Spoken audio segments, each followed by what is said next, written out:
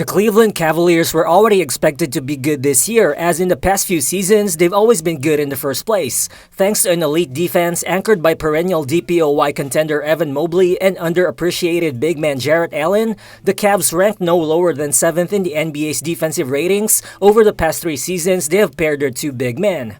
Well, in the early goings of the 2025 season, the Cavs have the 8th best defense in the NBA, ranking just a little bit lower than where it was the past few years.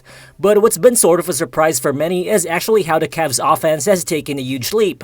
After being a middle-of-the-pack offensive team last season, ranking 16th in the NBA, they currently have the best offense in the entire league. Well, the change in the Cavs' offensive structure all started after the front office fired JB Bickerstaff despite leading the team to the second round of the playoffs. Now, new head coach Kenny Atkinson's directive seems to be leaning towards the Cavs inverting the way they played last season offensively, and this means by playing at a much faster pace and by attacking the basket at a much higher volume.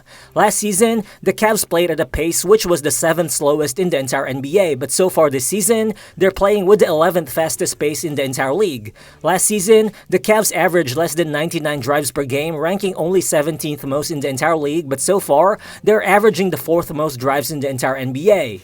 Overall, getting into their offensive sets more quickly and getting deeper into the paint has resulted in the Cavs having more opportunities to generate better shots. And now, after their first 11 games of the season, the Cavs so far have put up a 122 offensive rating, which happens to be just a 20th of a point lower than the Boston Celtics' 122.2 offensive rating last season, which represented the best offense in league history. Well, I think it is highly doubtful that the Cavs get to maintain their superb efficiency for a duration of a full season, because looking at it, despite the Celtics putting up an all-time high offense last season, they only produced a 57.8 effective field goal percentage, but this current Cavs team's offense is sporting an even higher 61.6 effective field goal percentage, and looking at it, the difference between the Cavs and the number 2 team Minnesota Timberwolves is basically equal to the difference between the Timberwolves and the number 7 ranked Boston Celtics. Basically, the numbers suggest that Cleveland's offense right now could be a huge outlier, which is why it's expected to regress as the season goes on. But obviously, if you're a Cavs fan, you're hoping that it won't regress to the level where it was last year when the Cavs were just a middle-of-the-pack offensive team. Still, this team is currently undefeated after the first 11 games of the season, so in this video, let's talk about how the Cleveland Cavaliers' change in their offensive foundation just might have made them legitimate NBA title contenders once again. Let's get to it.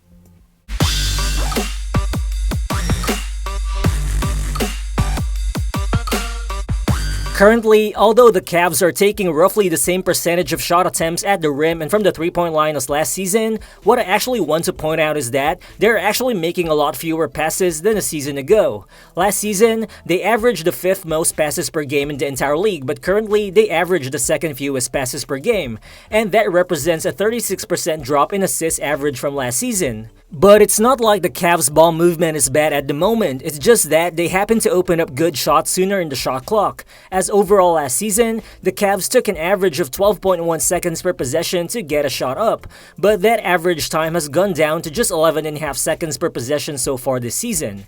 In this possession, you can see Evan Mobley pushing the pace and bringing the ball down court. While the defense isn't even fully set, Mobley quickly recognizes the open man as he swings the ball to Donovan Mitchell, who makes the late closeout pay by draining the 3-pointer.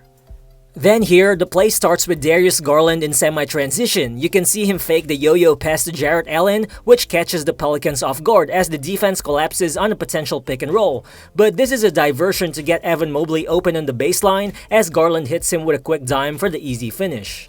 That kind of quick decision-making when running the floor has resulted in the Cavs scoring on 60.5% of their transition possessions, while producing 1.30 points per transition possession, both of which rank first in the entire league. In addition, the Cavs' directive to play faster has also resulted in them going away from some of their bread-and-butter stuff from the past few years. Last season, the Cavs' offense relied heavily on shots coming from the elbows, as they averaged the 5th most elbow touches per game, but so far, they're down to ranking 21st in the NBA in that same category. Although it's worth noting that they still rank as the most efficient team in terms of scoring out of elbow touches. But regardless, all those passes they've made to players at around the free throw line are now being heavily replaced by perimeter drives to the basket. Again, so far, the Cavs are averaging the fourth most drives to the basket in the entire league, and when the Cavs drive and get 2 feet into the paint, good things start to happen, as they rank first in the NBA in terms of assist percentage coming off drives, while also shooting 54.4% on shots off drives, which is the fourth best mark in the entire league right now. Overall, the change in the Cavs' offensive play style has been most evident with fourth-year player Evan Mobley. Over the past couple off seasons, expectations were that Mobley needed to develop a three-point shot, but Kenny Atkinson's brand of offense has just empowered Mobley to bring up the ball even more. So instead of trying to become a volume three-point shooter, which is actually unlikely to become his future role in the first place, Mobley has instead leveled up his ball handling, which has unlocked new methods of scoring his two-point buckets more efficiently. This season, Mobley's time of possession with the ball has risen dramatically, and instead of him mostly waiting to catch the ball at the elbows like he did in the past, he's now starting possessions from the perimeter more often. Mobley's currently driving to the basket 9 times per game, which is twice as much as he did last season, and is also just a couple drives fewer than Donovan Mitchell's current average. Watching him, Mobley's just become noticeably stronger, which has enabled him to erase defenders with his physicality and length when attacking a driving lane. In this possession, watch Mobley fake a dribble handoff before initiating contact on his defender as he pivots and finishes the up and under right at the basket. Then here, watch him create a driving lane against the lengthy Scotty Barnes. He uses his usual spin move to force his way to the rim, he misses, but his length just allows him to grab the offensive board and to score on the follow-up. Most intriguing to me though is how Mobley's currently running 4 pick and rolls per game as the ball handler after just having 36 such possessions all of last season. Here, Mobley brings the ball down court himself, then he immediately uses the screen from Ty Jerome to force the switch on the much smaller Max Christie. This allows Mobley to transition to an easy post-up as he just bulldozes his way into the rim, getting 2 scoring opportunities against the smaller defender. A more confident handle has also allowed Mobley to turn into a monster in transition. He currently ranks in the 74th percentile of the entire NBA in terms of points per transition possession among all 41 players to average 4 transition shot attempts per game so far. In this play, after getting the block, Mobley quickly goes coast to coast, using his size to just straight up blow by Gary Trent Jr. as he forces his way into the lane and finishes with an easy dunk in transition.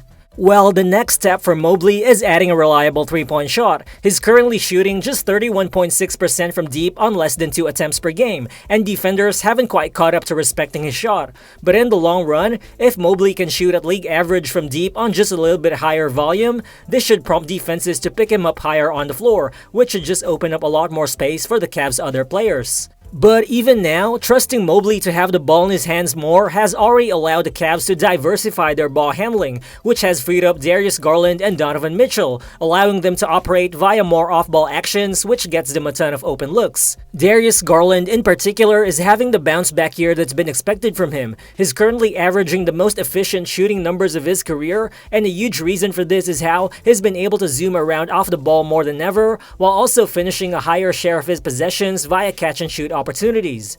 Garland's just doing a better job at getting up three-pointers that he would have passed up or dribbled through before.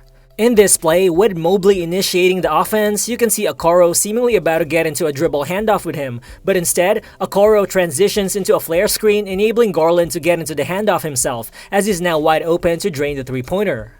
Then in this next play, Donovan Mitchell gets a steal, makes the go-ahead pass to Jarrett Allen, which leads into a scramble. Allen is able to get the ball back to Mitchell on the break, then watch Mitchell save the ball with a behind-the-back pass to Garland, who's already waiting at the corner as he makes the fast break three-pointer. Currently, Garland is attempting 3.8 catch-and-shoot threes per game and is converting those at a highly efficient 46.7% rate, up from last season when he only took 2.5 wide-open threes per game on a mediocre 35% conversion clip.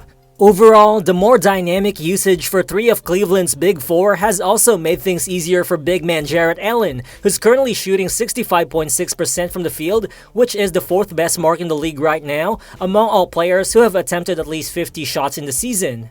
But more importantly, the minutes with both Jarrett Allen and Evan Mobley together, which have thrived defensively but slowed down offensively the past few years, are now clear-cut winners on both sides of the ball, as currently, the Cavs are outscoring opponents by 14.4 points per 100 possessions when Mobley and Allen are together on the floor, ranking in the 91st percentile of the entire NBA. A massive improvement from Allen and Mobley minutes last season, which barely outscored opponents and which produced a net rating that only ranked in the 54th percentile of the league. But then, an interesting subplot for the Cavs is that before the season started, Max Strus, who was their perceived starter at the 3 spot, got injured.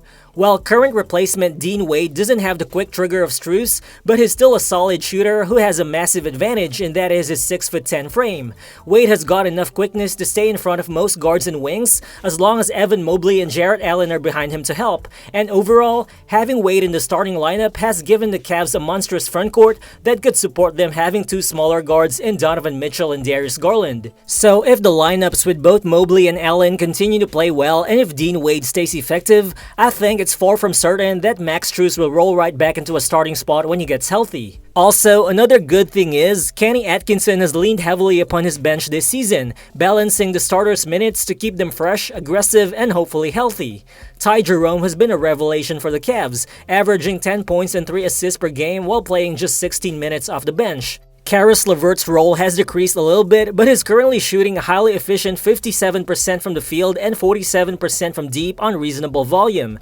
George Niang has seemingly found his stroke again after an awful playoff run, and Sam Merrill has been complementing this Cavs offense with his superb screening and floor spacing ability.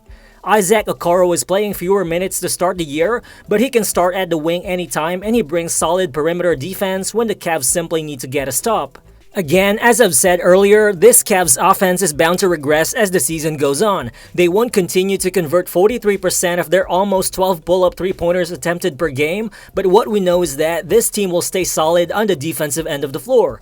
And overall, if Evan Mobley continues to play this well with the ball, and if everyone else continues to run hard, put up shots early, and convert those shots at a reasonable clip, then the Cavs should be more equipped to score in the playoffs than they've ever been in the Donovan Mitchell era. And with a defense that's already this good, I don't even think they need to put up the league's best offensive rating to at least make the conference finals this season, when they already have this new offensive foundation to lean on. But do you guys actually think that the Cleveland Cavaliers can at least make the conference finals this season? Thank you guys if you've actually made it this far into the video. Feel free to drop your thoughts in the comment section below, and again, if you're new to the channel, please consider subscribing as well. Again, this has been Real Balls, and I'll see you on the next one. Peace.